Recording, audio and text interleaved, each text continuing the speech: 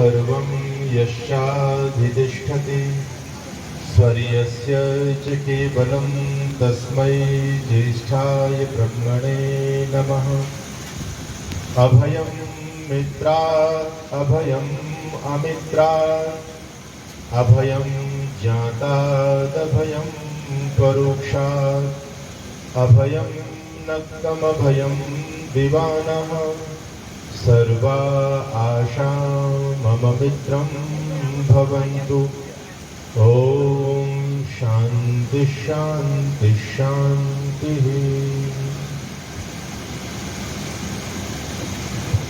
शक्ति प्रिय बच्चों, अभी आप लोगों ने विद्वानों से आर्य समाज के जो प्रमुख सिद्धांत हैं उनको लेकर के चर्चा सुनी। अभी बहन सप्ताह जी ईश्वर के विषय में आपके बीच में बातें बता रही थी। आज वर्तमान समय में सर्वाधिक भ्रांति यदि किसी विषय को लेकर के है तो ईश्वर को लेकर के है। समाज में जितने भी मतपंथ संप्रदाय चलते हैं सबकी ईश्वर के विषय में अपनी अलग अलग धारणाएं हैं। लोगों ने अपने अपने हिसाब से ईश्वर को गढ़ा हुआ है। जैसा आदमी ने सोचा वैसा भगवान बना दिया। किसी ने छोटा, किसी ने मोटा, किसी ने बड़ा, किसी ने बालक। पहले तब भी लोग मंदिर में भगवान की पूजा करने के लिए जाते थे। आजकल तो हाथ में कंडिया में लिए घूमते लड्डू गोपाल। तो इतनी ज्यादा भ्रांतियां ईश्वर को लेकर के है। परंतु समझने वाली बात यह है कि पूरी दुनिया में मैथ का सिद्धांत एक है, साइंस के सिद्धांत पूरी दुनिया के एक है, मेडिकल साइंस का सिद्धांत पूरी दुनिया का एक है। 2 और 2 4 होते हैं। भारत में पूछेंगे तब भी लोग 4 बताएंगे। अमेरिका में जाओ वहां पर भी 2 और 2 4 होते हैं। कनाडा में जाओ वहां पर भी 2 और 2 4 होते हैं। और हमारा बिल्कुल उल्टा देश है, बिल्कुल भारत का प्रतिपक्षी देश है पाकिस्तान। आप पाकिस्तान में भी जाएंगे और वहां पूछेंगे 2 और 2 कितने होते हैं तो क्या जवाब मिलेगा? तो पूरी दुनिया में मैथ का फॉर्मूला एक, पूरी दुनिया में विज्ञान का फॉर्मूला एक।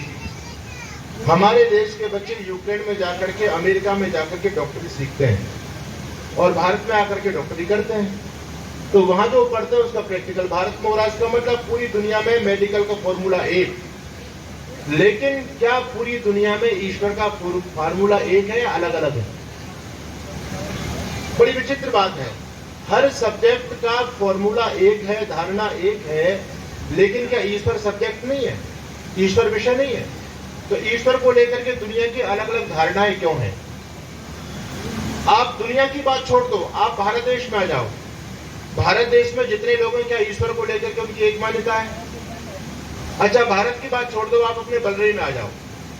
बलरई में जितने लोग हैं क्या वो सभी ईश्वर के प्रति उनकी मान्यता एक है, अलग अलग है?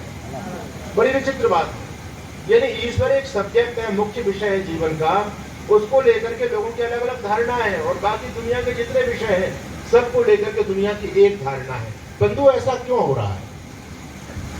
क्योंकि अन्य जो सब्जेक्ट हैं उनको लेकर के दुनिया के बड़े बड़े साइंटिस्ट, दुनिया के बड़े बड़े प्रोफेसर, डॉक्टर लोग विश्व मंच पर बैठ करके तर्क करते हैं, चर्चाएं करते हैं और जो फिर सिद्धांत निकल करके आता है, मंथन करने के बाद जो सिद्धांत निकल करके आता है उसको पूरी दुनिया एक्सेप्ट करती है। लेकिन ईश्वर को लेकर के आज तक कहीं बहस नहीं होती, ईश्वर को लेकर के कहीं आज तक डिबेट नहीं होती। अगर पूरे विश्व मंच पर दुनिया भर के जितने भी तथाकथित धर्म गुरु हैं, जितने भी पंथों को मानने वाले लोग हैं, अगर पूरे की पूरे एकत्रित होकर के और बहस करें ईश्वर को लेकर के, तो बंधुओं पूरी दुनिया में ईश्वर का फॉर्मूला भी एक ही लागू होगा। और वो कौन सा लागू होगा? जो वेद के आधार पर महर्षि दयानंद जी महाराज ने आर्य समाज के दूसरे नियम में बताया, ईश्वर सच्चिदानंद स्वरूप निराकार सर्वशक्तिमान न्यायकारी दयालु अजन्मा अनंत निर्विकार अनादि अनुपम सर्वाधार सर्वेश्वर सर्वव्यापक सर्वांतर्यामी अजर अमर अभय नित्य और पवित्र है। उसी की उपासना करनी योग्य है। जिस दिन संसार के लोग थोड़ी बुद्धि को खोल करके विचार करेंगे तो फिर इसी सिद्धांत को पूरी दुनिया मानेगी। दुनिया में वेद के सिद्धांत को कोई काट नहीं सकता है, क्योंकि वेद का सिद्धांत अकाट्य है। वेद पूरी तरह से साइंटिफिक है, लॉजिकल है। इसीलिए आज जो भ्रांतियां समाज में फैल रही हैं उसका परिणाम है कि हम वेद से दूर होते चले जा रहे हैं। एक वेद मंत्र का सिद्धांत मैं आपके बीच में रखता हूँ। हमारे यहाँ 4 वेद हैं। भैया ये पानी रख दो, पानी मत पिलाओ, ना पानी मैं पी लूंगा नहीं आपको। हमारे यहाँ 4 वेद हैं, 4 वेदों में एक वेद है यजुर्वेद। यजुर्वेद का जो अंतिम अध्याय है, यजुर्वेद में 40 अध्याय है और अंतिम अध्याय ईशोपनिषद के नाम से विख्यात है। हमारे यहाँ वैसे तो बहुत सारे उपनिषद हैं, लेकिन 11 उपनिषद प्रामाणिक मानते हैं महर्षि दयानंद सरस्वती। उन 11 उपनिषदों में जो सर्वाधिक लोकप्रिय और सर्वाधिक प्रामाणिक उपनिषद माना जाता है वो ईशोपनिषद माना जाता है। और ऐसा क्यों? क्योंकि अन्य जितने भी उपनिषद हैं वो सारे आरण्यक और ब्राह्मण ग्रंथों से लिए गए हैं, लेकिन ईशोपनिषद सीधा वेद से लिया गया है। यजुर्वेद का 40वां अध्याय बिल्कुल यथावत मंत्र ईशोपनिषद में आते हैं। तो ईशोपनिषद इसलिए उसका नाम है कि उसमें ईश्वर का वर्णन किया गया है, परमात्मा कैसा है, उसका स्वरूप कैसा है, उसको कैसे प्राप्त किया जाता है, आदि आदि पूरा विवेचन यजुर्वेद के 40वें अध्याय में किया गया। उसी ईशोपनिषद का एक मंत्र लेकर के मैं अपनी चर्चा को आगे बढ़ा रहा हूं, आप लोग बात को ध्यान से सुनिएगा। यजुर्वेद का मंत्र है जो ईश्वर के बारे में बता रहा है कि परमात्मा कैसा है। और याद रखना, दुनिया में एक ऐसा विषय है, एक ऐसी चीज है जिसको जानने के बाद दुनिया में कुछ भी जानना शेष नहीं रहता, जिसको पाने के बाद दुनिया में कुछ भी पाना शेष नहीं रहता। वो कौन सी चीज है? हमारे पूर्वज कहते थे एक है साध है सब सद है, सब साध है सब जान है। एक चीज है, उसको पकड़ लो तो पूरी दुनिया आपकी मुट्ठी में होगी। और यदि वो चीज छूट के दुनिया को पकड़ने के लिए दौड़ोगे तो ना दुनिया पकड़ में आएगी और वो तो पकड़ में आने वाला है ही नहीं। तो परमात्मा हमारे जीवन का सबसे महत्वपूर्ण विषय है, लेकिन सर्वाधिक भ्रांति ईश्वर को लेकर के ही है। व्यक्ति पता नहीं कहां का धक्के खाता है भगवान की प्राप्ति के लिए। जब तक हम उसके स्वरूप को ठीक प्रकार से नहीं जानेंगे तब तक आप उसका दर्शन और उसकी भक्ति कर भी नहीं सकते। आपका समय, सामर्थ्य, शक्ति सब कुछ व्यर्थ में जाएगी। तो परमात्मा कैसा है, इसको वेद क्या कहता है? अच्छा, वेद केवल आर्य समाजियों का तो नहीं, वेद को तो सब मानते हैं, पौराणिक भी मानते हैं, पूरी दुनिया वेद को एक्सेप्ट करती है।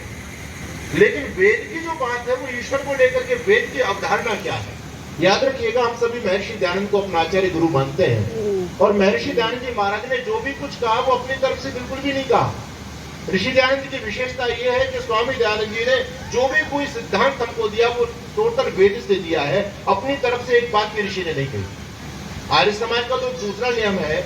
और अभी जो यजुर्वेद के 40वें अध्याय का चिंतन मैं आपके बीच में दूंगा, आप शब्दों का मिलान कीजिएगा।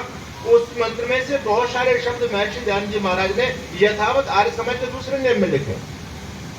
तो वेद मंत्र कहता है सपर्यगात् शुक्रम कायम अवृणम स्नाविरम शुद्धम पाप विद्धम कबीर मनीषी परिभू स्वयंभू याथा ततो अर्थान वेदधा शाश्वतीभ्य समाभ्य। तो मंत्र कहता है सपर्यगात्, इसका अर्थ होता है स यानी वो परमपिता परमात्मा, परि यानी सर्वथा, आगात यानी व्याप्त वस्ति। परमपिता परमात्मा सब जगह व्यापक है, परमपिता परमात्मा सब जगह पहुंचा हुआ है। वेद ने कितनी अच्छी बात कही कि प्रभु हर जगह पहुंचा हुआ है। दुनिया में कोई ऐसा स्थान नहीं जहां परमात्मा ना हो, इसका मतलब परमात्मा सर्वव्यापक हो गया। ऋषि दयानंद बिहार समाज के दूसरे नियम में लिखते हैं ईश्वर सर्वव्यापक है। वेद कह रहा है परमात्मा सर्वव्यापक है।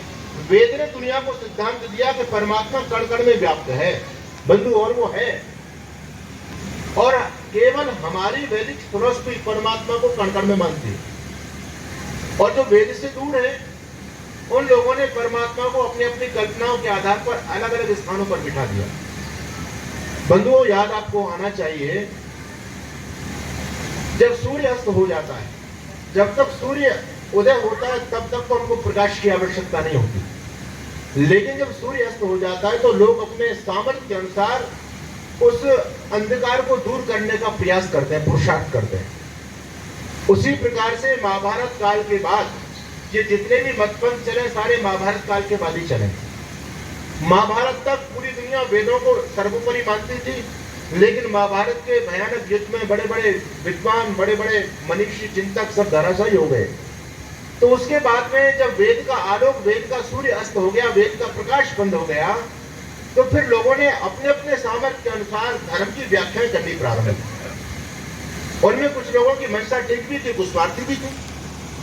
तो जब उन्होंने अपने अपने पंथ की प्रवर्तना की तो उनके सामने सबसे बड़ी समस्या ये आई कि भाई हम, क्योंकि हमारे यहाँ जितने भी पंथ हैं उनमें से जैन और बौद्ध को हटा दो, ये दोनों ही, जैन और बौद्ध अनीश्वरवादी हैं, बाकी सारे के सारे पंथ ईश्वरवादी हैं, ईश्वर को मानते हैं। तो जब उन्होंने अपने दुनिया में सिद्धांत प्रचारित किए तो उनके सामने सबसे बड़ी समस्या ये थी कि अब जिस ईश्वर का हम वर्णन करेंगे तो लोग पूछेंगे कि तुम्हारे हिसाब से भगवान रहता कहाँ है। तो उन्होंने सोचा कि भगवान के सम्मान में कोई कमी ना रह जाए, क्योंकि भगवान दुनिया की सबसे सुप्रीम पावर है, सबसे विशेष चीज है ईश्वर। तो उसको हम कहाँ बिठाएं, उसका स्थान कौन सा बताएं। तो लोगों ने अपनी अपनी बुद्धि और ऊहा के आधार पर बड़े से बड़ा स्थान बताया भगवान का कि भगवान वहां रहते हैं। किसी ने कहा कि भगवान कैलाश पर रहते हैं, किसी ने कहा कि वो गोलोक में रहते हैं, किसी ने कहा वो विष्णु लोक में रहते हैं, क्योंकि उनके लिए विष्णु लोक सर्वोपरि था। गोलोक वालों के लिए गोलोक सर्वोपरि था, उससे बड़ा कोई लोक नहीं है। वैकुंठ धाम में मानने वालों के लिए वैकुंठ सर्वोपरि था, उससे बड़ा उनके लिए कोई लोक नहीं है। तो भगवान को अपनी अपनी श्रद्धा निष्ठा के आधार पर सब लोगों ने ऊंचे ऊंचे अच्छे अच्छे स्थान पर बिठाया। किसी ने क्षीर सागर में बिठा दिया। क्षीर कहते हैं दूध को, और दूध को बड़ा पवित्र माना जाता है। आज भी बहुत सारे धर्मगुरु दूध से स्नान करते हैं, और आप भी हमारी माताएं बहनें जब भोले बाबा को नहलाने जाती हैं तो दूध से नहलाती हैं। क्यों नहलाती हैं? क्योंकि दूध को पवित्र माना जाता है।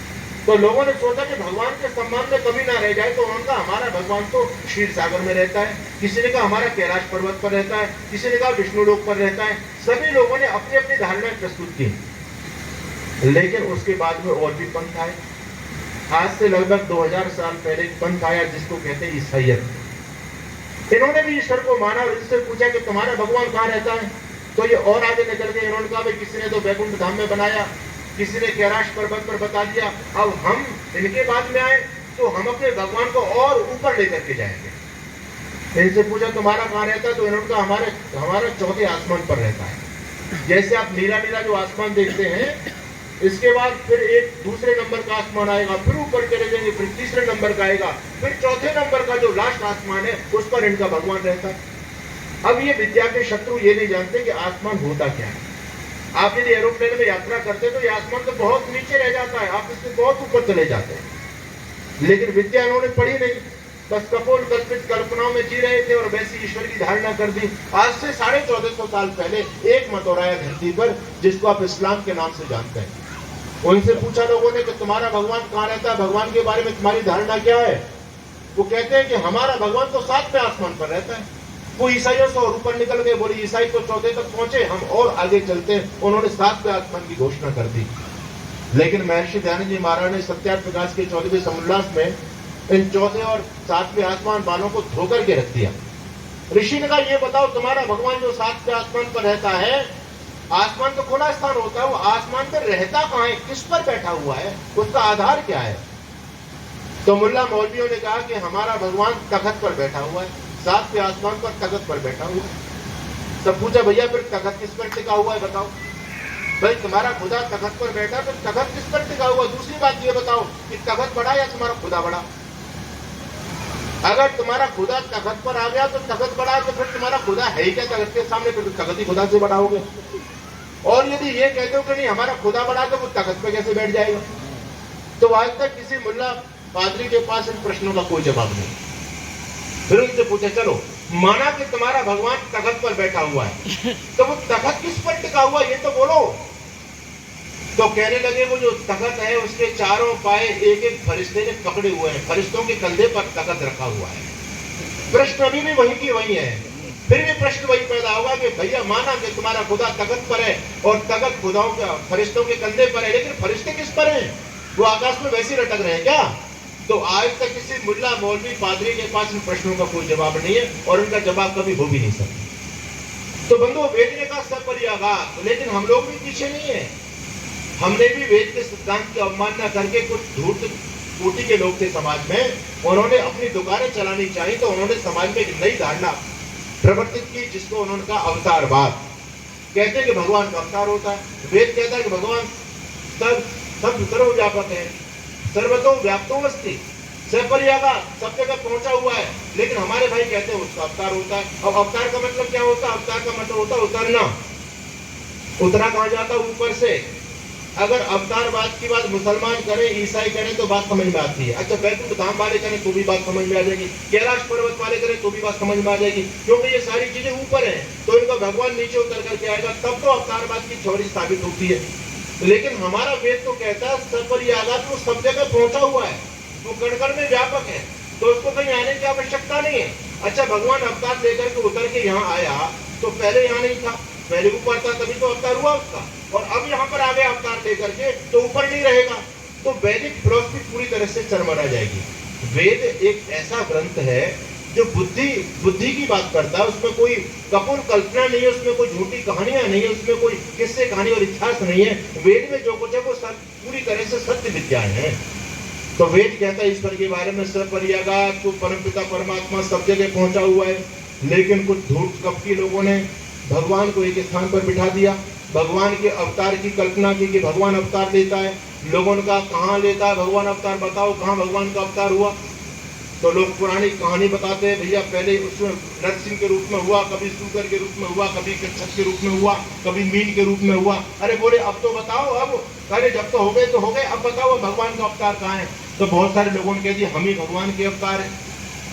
बहुत सारे पाखंडी लोगों ने अपने आप को भगवान का अवतार घोषित कर दिया। बहुत सारे भगवान तो हरियाणा की जेलों में दंड पेल रहे हैं, आपको जानकारी होनी चाहिए। एक रामपाल धूर्त आदमी है, वो हरियाणा की जेल में सड़ रहा है, और वो जो है ना सतलोक का मालिक है। जैसे आपका वैकुंठ लोक, वैकुंठ धाम, कैलाश धाम, उसी प्रकार से उसकी धारणा के अनुसार सतलोक है, और सतलोक का स्वामी वो है। और वो कहता जो मेरे भक्त होंगे वो सीधे यहाँ से मरकर के सतलोक में पहुंचेंगे, और खुद जेल में सड़ रहा है। तो वेद के एक सिद्धांत की अवमानना होने से बंधुओं इस समाज में हजारों भगवान और भगवानियां पैदा हो गई। खूब भगवानों की बाढ़ आ रही है। इस भारत का दुर्भाग्य ये है कि इसमें धर्म गुरुओं की और भगवानों की बाढ़ आती रहती है। हम हिंदू समाज के लोगों के भगवान लगभग 10-15 साल में बदल जाते हैं। पुराने भगवान एक्सपायर हो जाते हैं और नए भगवान प्रकट हो जाते हैं। आप जानते हैं कि पहले लोग शंकर जी की पूजा करते थे, विष्णु जी की पूजा करते थे, शिव जी की पूजा करते थे, कृष्ण जी की पूजा करते थे, राम जी की पूजा करते थे। आजकल साईं राम की पूजा कर रहे हैं, और अब साईं राम को फटकने खाटू श्याम ने दे दिए। आजकल खाटू श्याम सबसे पॉपुलर देवता, अब खाटू श्याम भी फ्लॉप होता चला जा रहा है। आजकल लड्डू गोपाल का ट्रेंड आता चला जा रहा है। हर शहर में माताएं लड्डू गोपाल लेकर के घूम रही हैं। आश्चर्य की बात है। अब उसको एडमिशन करानी है स्कूल में, अपने बच्चों का लालन पालन नहीं होता, लेकिन लड्डू गोपाल को अपना बच्चा मान करके उसको ब्यूटी पार्लर में एक परिवार में गया। जिस दिन पहुंचा एक माता जी बोले स्वामी जी आज तो अपने लड्डू गोपाल को ब्यूटी पार्लर में लेके गई मैं। तो मैंने इसकी क्या करा के लाई? माता जी बोले इसका श्रृंगार करा के लाई। 2800 रुपए दे के आई ब्यूटी पार्लर वाले को, 2800 रुपए, और उसका श्रृंगार करा के। आश्चर्य है। बहुत से बुद्धू के शत्रुओं ने तो आपके बामनी खेड़े में लड्डू गोपाल का स्कूल में एडमिशन भी करा दिया। क्या मजाक चल रहा है ईश्वर को लेकर के। कोई बोलने वाला नहीं, पाखंड पर कोई बोलने वाला नहीं है। केवल एक मंच है आर्य समाज का बंधुओं जो पाखंड का खंडन करता है।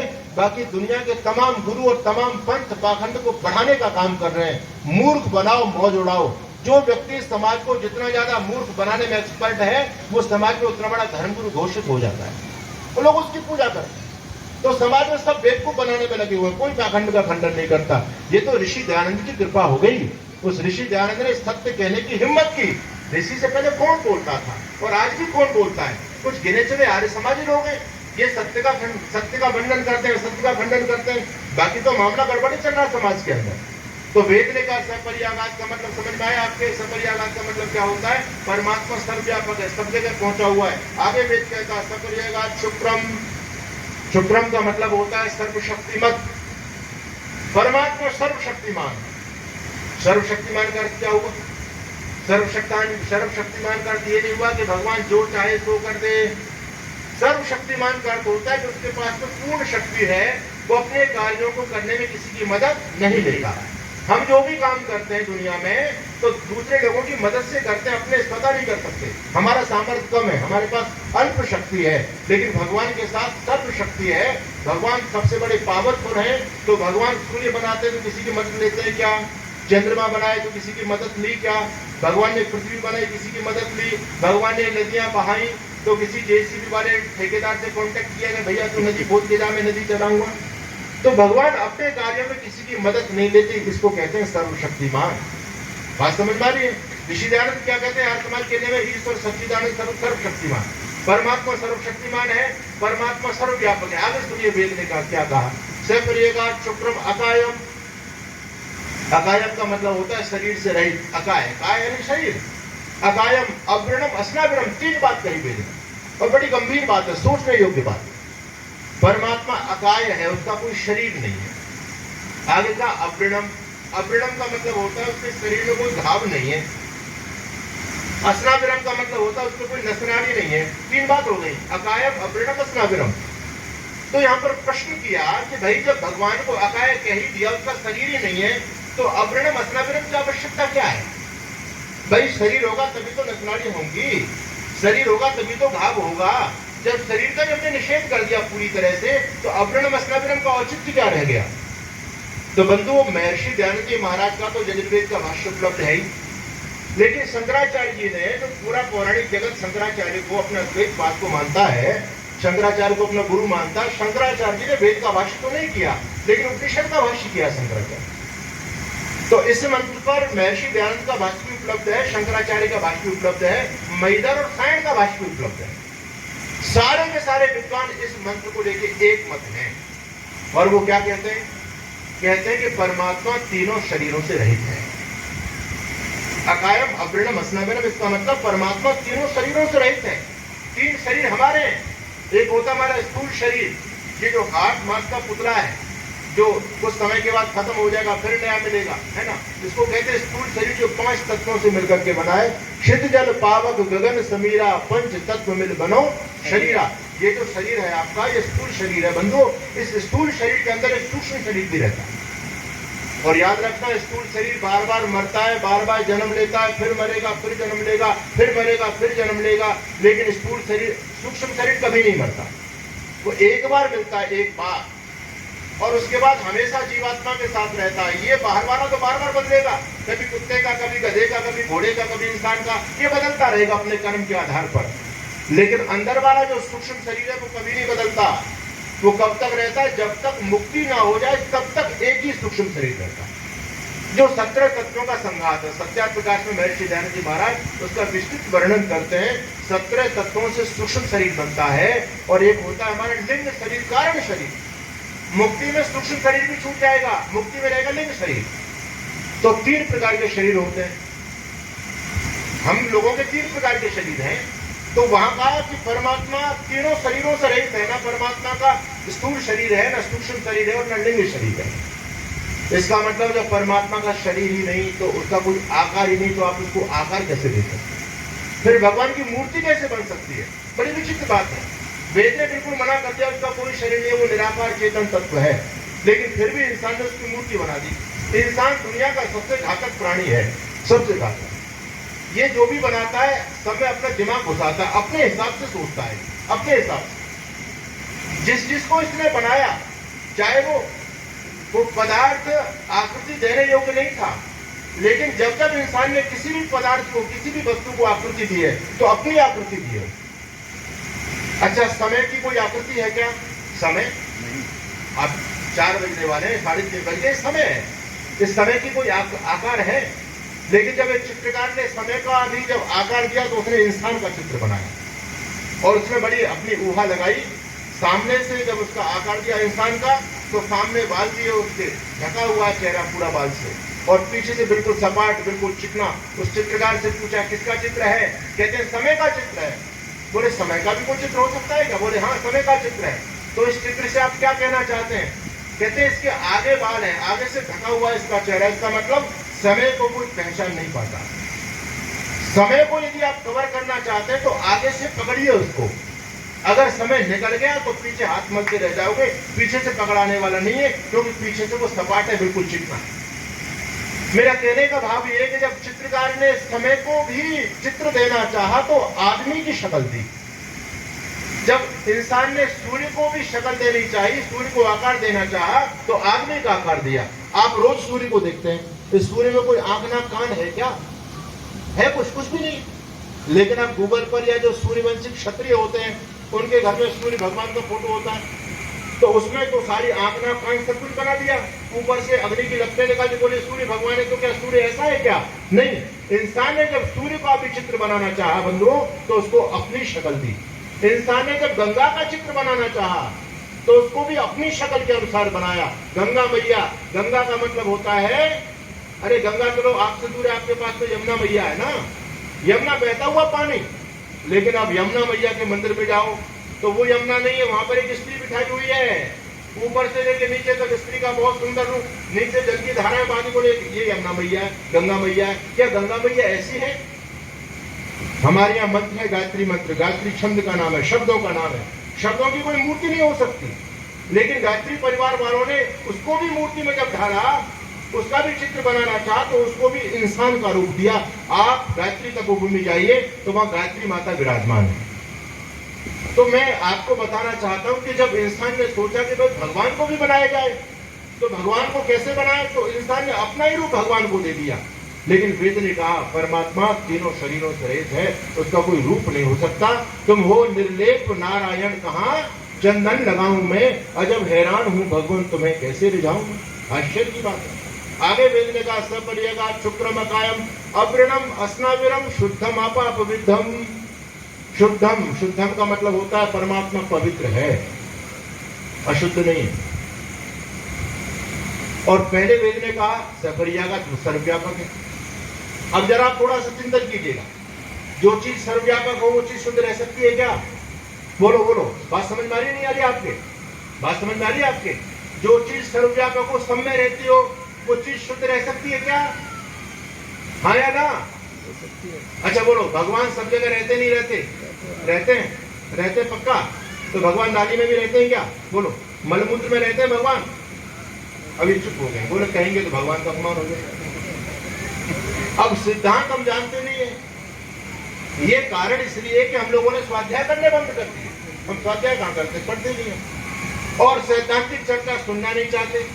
आर्य समाज के मंचों पर भी मनोरंजन आ गया है अब ज्यादातर। बस ताली बजाओ, मनोरंजन करो, उठ जाओ, मौज मस्ती करो। वैदिक सिद्धांत की चर्चा लोग करते भी और लोग सुनना नहीं चाहते। तो हमारे यहाँ एक पंथ है ब्रह्मा कुमारी, आपके यहाँ खूब विस्तार को प्राप्त हो रहा है इसका। ब्रह्मा कुमारी वालों की मान्यता बिल्कुल वेद के विपरीत है, उल्टी मान्यता है। इनकी दो मान्यताओं का वर्णन मैं आपके बीच में कर दूं। ब्रह्मा कुमारी वाले मानते हैं कि एक बार जिस आत्मा को जो योनि प्राप्त हो गई, वो हमेशा हमेशा उसी योनि में रहेगा। गधा एक बार गधा बन गया, वो जन्म जन्मांतर तक गधा ही बनता रहेगा, कुत्ता कुत्ता ही बनता रहेगा, और इंसान इंसान ही बनता रहेगा। तो मैंने कहा भाई तुम ये कहते हैं कि हम एक बार इंसान बन गए तो हमेशा इंसान बनेंगे, तो तुम भक्ति पूजा पाठ अच्छे काम क्यों करते हो? हमारे सामने तो समस्या खड़ी है कि हम गड़बड़ करेंगे, चोरी करेंगे, बदमाशी करेंगे, व्यभिचार फैलाएंगे, डकैती करेंगे तो भगवान दंड दे करके मनुष्य योनि को छीन देगा, कुत्ता गधा घोड़ा बना देगा। अरे तुम्हारा तो पेटेंट है ना, पूरा पक्का है कि हमको जो मिल गया वही रहेगा, फिर तुम बेकार की क्यों जब तक साधना कर रहे हो?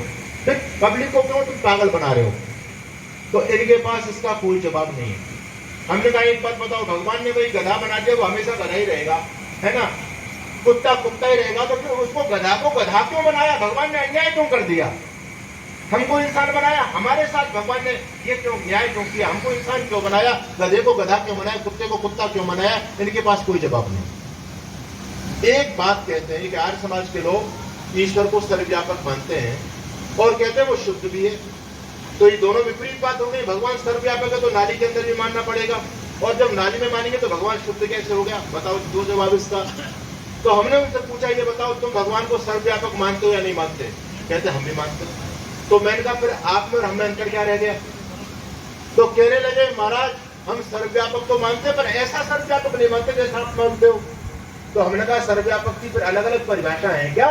आप कैसा सर्वव्यापक मानते हो?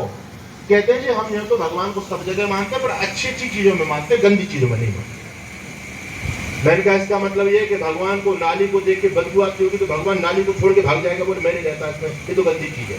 इसका मतलब भगवान के नाक है, इसका मतलब भगवान के आंख तुमने तो भगवान का आकार बना दिया।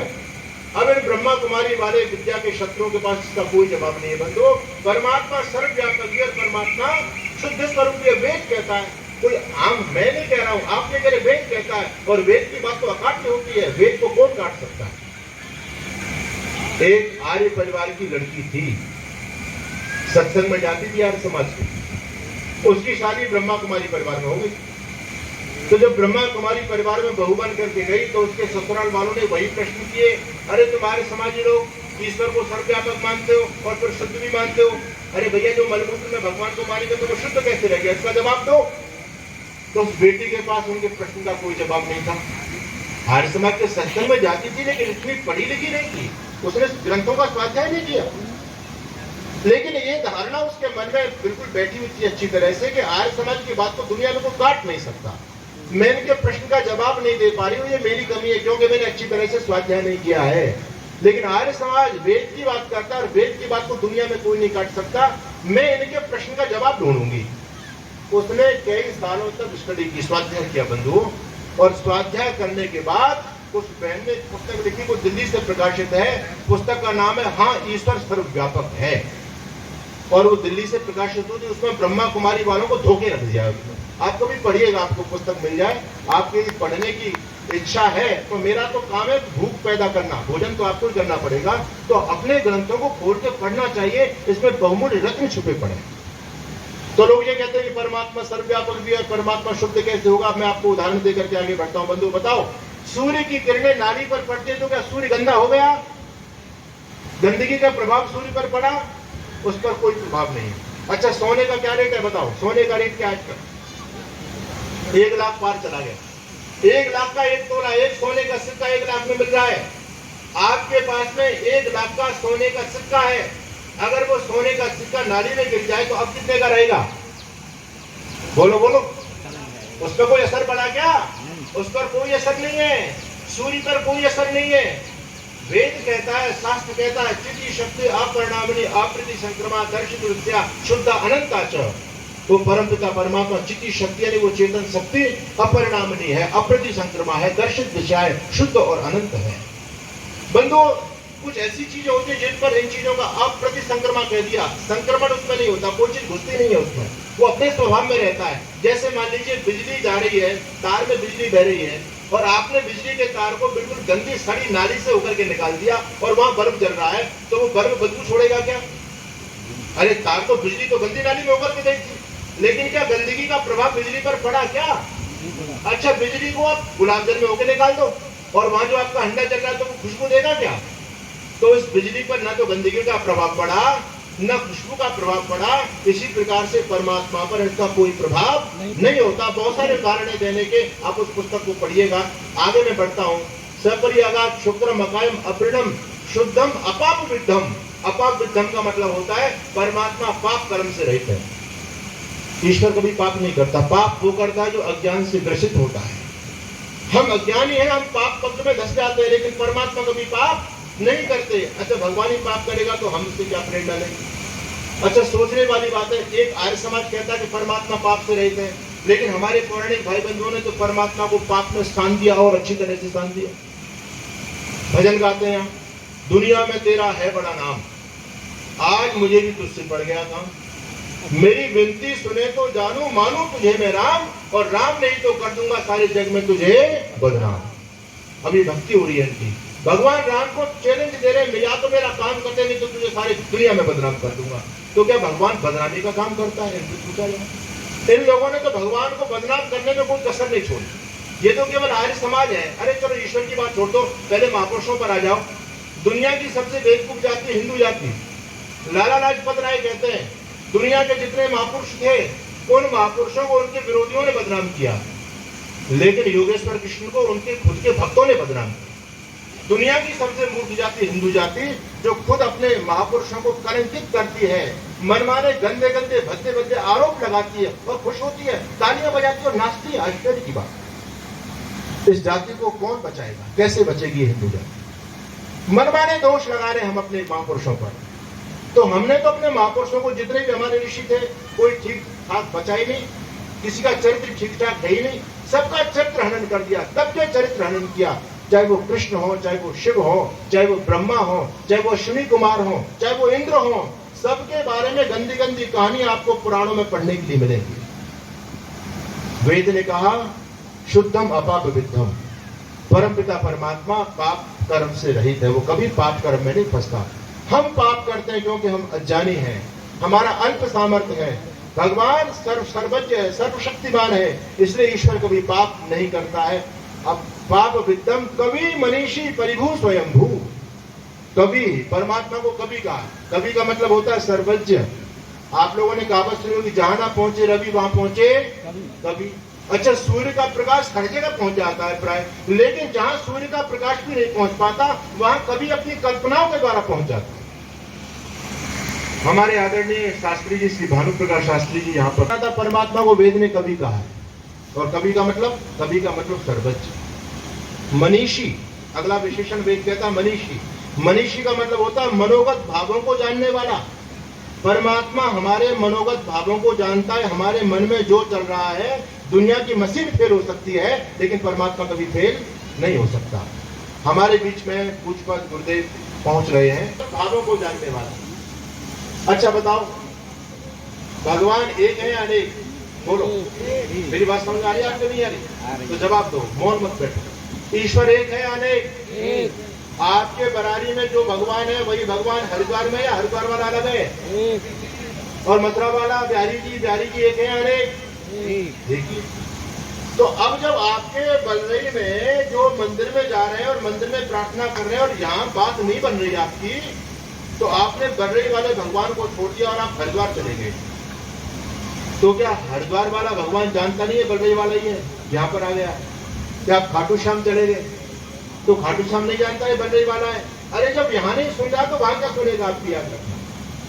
मनीषी परिभू स्वयंभू, भगवान मनोगत भावों को जानने वाला है।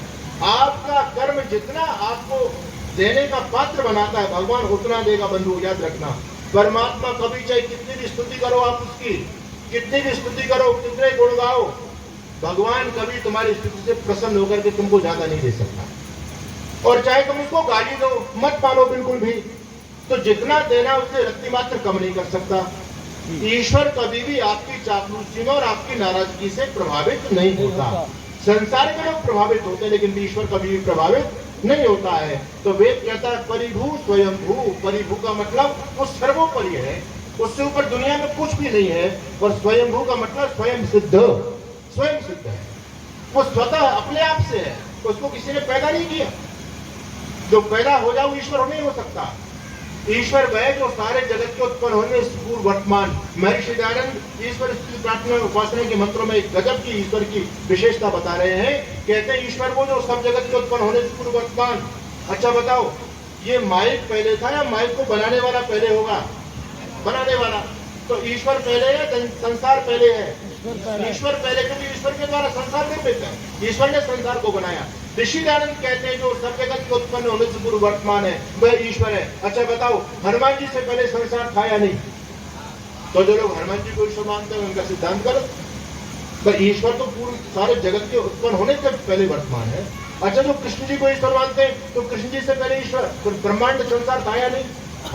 राम जी से पहले, शिव जी से पहले। इसका मतलब ये ईश्वर नहीं है। ईश्वर वो चेतन निराकार तत्व है। सर्वे वेदाय पद्मा मनन्ति तपांसि सर्वाणि च यद् वदन्ति यदि इच्छन्तो ब्रह्मचर्यं चरन्ति तत्ते पदम सन्नड प्रविभो विच्चेतन। उस परमपिता परमात्मा का नाम, मुख्य नाम ओम है, जो कभी ना अवतार लेता है, ना कभी जन्म लेता है, ना कभी मरता है, ना कभी बूढ़ा होता है। वो सारे परिणामों और प्रभावों से दूर रहता है। तो परमात्मा स्वयं सिद्ध है। अच्छा, ईश्वर के माता पिता का नाम कोई बता सकता है आप लोगों में? राम जी के माता पिता का नाम बता सकते हो, कृष्ण जी के माता पिता का नाम बता सकते हो, लेकिन ईश्वर जो ओंकार तत्व है वो किसी से पैदा नहीं हुआ, उससे सारा संसार पैदा होता है। वो संसार का निमित्त कारण बनता है। सपर्यगात शुक्रमकाय मकृणम अस्नाविरम शुद्धम अपापविद्यम कबीर मनीषी परिभू स्वयंभू। अगला पद याता त्यक्तो अर्थान वेदगा शाश्वतीभ्य समाप्य। इस बात को समझ लीजिए, यथार्थतः वेद के अर्थों को और पदार्थ सहित अर्थों को समझाने वाला वो परमपिता परमात्मा है। हम मानते हैं कि वेद ईश्वरीय वाणी है, ईश्वर के द्वारा वेद का ज्ञान है। तो वेद के बारे में बड़ी भ्रांतियां समाज में फैल रही है। कोई व्यक्ति कहता है वेद महर्षि वेद व्यास ने लिखे, वेद ऋषियों के द्वारा निर्मित है। लेकिन आर्य समाज महर्षि दयानंद से पहले जितने भी ऋषि परंपरा है, चाहे वो शंकराचार्य हो, चाहे वो कोई भी ऋषि हो, सभी वेदों को अपौरुषेय मानते हैं। वो ईश्वर के द्वारा निर्मित है वेद। अब वेद का मंत्र कहता है याता त्यक्तो अर्थान वेदधा शाश्वतीभ्य समाप्य।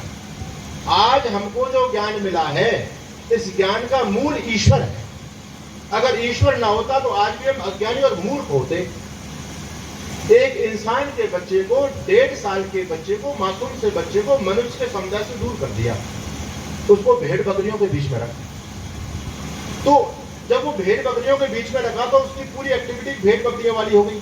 जैसी भेड़ बकरी बोलती है वो बोलना शुरू किया, जैसे वो चलती है वैसा चलना शुरू किया, जो भेड़ खाती है उसने वही खाना शुरू किया, जैसे भेड़ रहती है वैसा रहना शुरू किया, बिल्कुल भेड़ जैसा हो गया, क्योंकि ज्ञान का अभाव था। हम आज ज्ञानी हैं, हमको सारे संबंधों का बोध है, हमारे अंदर इंसानियत है, हमारे अंदर सभ्यता है। इसका मतलब ये सभ्यता हमको सिखाई गई है। अगर ये सभ्यता हमको नहीं सिखाई गई होती तो हम भी फिर भेड़ जैसे होते, पशु जैसे होते। लेकिन बंधु, ये सभ्यता हमको किसने सिखाई? प्रश्न यहाँ पर पैदा होता है। ये सभ्यता, हम मनुष्य कहला रहे हैं, हम बहुत ज्ञानवान कहला रहे हैं, विद्या हमारे पास में, ये विद्या, ये शिक्षा, ये संस्कृति, ये सभ्यता हमको कहां से प्राप्त हुई? बोलो, कहां से प्राप्त हुई? अरे डरने की बात कौन सी है? हमारे माता पिता गुरुजनों से प्राप्त हुई है, उनसे तो हम लोगों ने सीखा है ना। अच्छा, हमारे माता पिता गुरुजनों को कहां से प्राप्त हुई? उनको उनके माता पिता गुरुजनों से। अच्छा, उनको कहां से प्राप्त हुई? उनको उनके अपने माता पिता गुरुजनों से हुई होगी। अच्छा, उनको कहां से प्राप्त हुई? उनको उनके माता पिता गुरुजनों से हुई होगी। उसी प्रकार से बैक में चलते चले जाओ, चलते चले जाओ, चलते चले जाओ, और आप वहां पहुंचेंगे जब पहली बार सृष्टि बनी। जब इंसान पहली बार धरती पर आया उस समय कोई किसी का माता पिता नहीं था। बात समझ आ रही है आपके? पहली बार जब, अब बहुत सारे लोग प्रश्न करते थे, मुर्गी पहले थी, अंडा पहले था। बहुत सारे जो ज्ञानी हैं वो प्रश्न करते रहते हैं गाँव देहात में कि मुर्गी पहले, अंडा पहले था। अरे भले आदमी, बिना मुर्गी का अंडा कैसे आ जाएगा? तो जब संसार ईश्वर ने बनाया तो सबसे पहले धरती पर जब इंसान आया तो उस समय कोई किसी का माँ बाप नहीं था। अमे तुनी सृष्टि माता भूमि पुत्रो हम पृथ्व्या, ये भूमि हमारी माँ है और हम इसके पुत्र हैं। आज भी भूमि माँ की गोदी से, गर्भ से बहुत सारे जीव जंतु पैदा हो रहे हैं, नहीं हो रहे? तो सृष्टि के आदि में मनुष्य भी भूमि माँ के गर्भ से पैदा होता है, और वो बच्चा पैदा नहीं होता।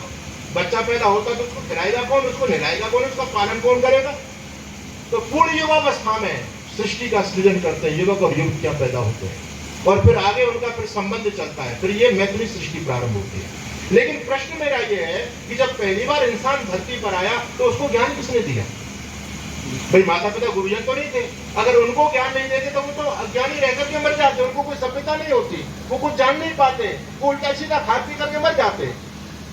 भाई सारी औषधियां, वनस्पतियां सब कुछ थी, तो अब उनको ज्ञान देने वाला वो गुरुओं का गुरु परमपिता परमात्मा, सहेशा पूर्वेशम अपि गुरु काले नानवच्छेदात। गुरुओं का गुरु परमपिता परमात्मा है, पिताओं का पिता परमपिता परमात्मा वही है, ओंकार तत्व है, और माताओं की माता जगदम्बा भगवती जिसको आप बोलते हैं, उस ओंकार का ही नाम जगदम्बा भगवती है। वो परमपिता परमात्मा सृष्टि के आदि में वेद का ज्ञान देता है। और वेद का ज्ञान कैसे देता? आज आपको मैंने मंत्र पढ़ा दिया, अब आप वर्मा जी उस मंत्र का अर्थ तो आप जानते नहीं हो। अगर भगवान केवल मंत्र बता देता और उसका अर्थ नहीं बताता तो फिर ज्ञान किस काम का था? बात समझ आ रही है ना आपको? तो यावत तो अर्थान, वेद के अर्थों को यथावत भगवान ने समझाया, भगवान ने बताया, उनकी आत्मा में अवतरित कराया वेद के ज्ञान को। और जैसे जो जो पदार्थ वेद में शब्द आया उसका अर्थ भी साक्षात ऋषियों को हुआ, और फिर ये ज्ञान की परंपरा, ये ज्ञान के कण हम और आप लोगों तक पहुंचे। तो ये सारा का सारा ईश्वर की कृपा है। तो ईशोपनिषद कहता है कि हम उस ईश्वर को जाने, ईश्वर को माने। मैं फिर जहां से मैंने अपनी बात प्रारंभ की वहीं पर आना चाहता हूं। मैंने कहा था दुनिया में साइंस का सिद्धांत एक, दुनिया में मैथमेटिक्स का सिद्धांत एक, दुनिया में जितनी विद्याएं सबका सिद्धांत एक, लेकिन ईश्वर का सिद्धांत अलग अलग। क्या ईश्वर सब्जेक्ट नहीं है? क्या ईश्वर पदार्थ नहीं है? ईश्वर विषय नहीं है? ईश्वर भी विषय है। लेकिन धार्मिक पाखंडी लोगों ने, धर्म के नाम से दुकान चलाने वाले लोगों ने कभी भी ईश्वर के बारे में लोगों को सोचने का मौका नहीं दिया। उन्होंने बुद्धि पर ताला लगा दिया, बोले नहीं ये धर्म केवल आस्था का विषय है, श्रद्धा का विषय है, इसमें यदि अगर को दखल दोगे तो नाश हो जाएगा। डॉक्टर सर्वपल्ली राधाकृष्णन कहते हैं यदि धर्म में अकल का दखल नहीं है तो धर्म केवल बेवकूफों का सौदा है, इस धर्म का कोई औचित्य नहीं। ऋषि कहते हैं स्तर के अनुसिद्धति से धर्म, धर्म तर्क से सिद्ध होता है। तो हर जगह हमको बुद्धि का उपयोग करना है। हम ऋणी हैं महर्षि दयानंद जी महाराज के, जिन्होंने धर्म के क्षेत्र में हमारी बुद्धि पर लगे ताले को खोल दिया। आज भी आर्य समाज से सब लोग ताले लगा करके घूम रहे हैं। एक धर्मगुरु तो ऐसे जो अपने पंडाल पर टैक्स लगा देते कि पंडाल में घुसने से पहले बुद्धि और जूतों को बाहर खोल करके आए। हमारे यहाँ बुद्धि का कोई काम ही नहीं है। लेकिन ये तो ऋषि दयानंद की कृपा है कि ऋषि दयानंद जी महाराज ने बुद्धि पर लगे ताले को खोल दिया, हमको तर्क दिया। और बंधुओं याद रखना, बुद्धि और छाता, इन दोनों में एक चीज कॉमन होती है। छाता यानी अम्ब्रेला, जो हमारी रक्षा करता है, धूप ताप से बचाता है। इन दोनों चीजों में एक बात कॉमन है, ये जब खुले होते हैं तभी यूजफुल होते हैं, और बंद होते हैं तो किसी काम के नहीं है। छाता बंद है तो किसी काम का नहीं, बोझ है, और बुद्धि दिमाग बंद है तो ये बुद्धि भी किसी काम की नहीं है। तो खोल करके चलना। आज धर्म के क्षेत्र में बड़ी माफिया घूम रहे हैं आपको बहकाने के लिए। ये आज समाज का मंच है, आप स्वाध्यायशील बने, विवेकशील बने। समय हो गया, आप लोगों ने जितना समय दिया उतना पूरा हुआ। आप लोगों ने मेरी बात को ध्यान से सुना। सबका बहुत बहुत धन्यवाद। ओम।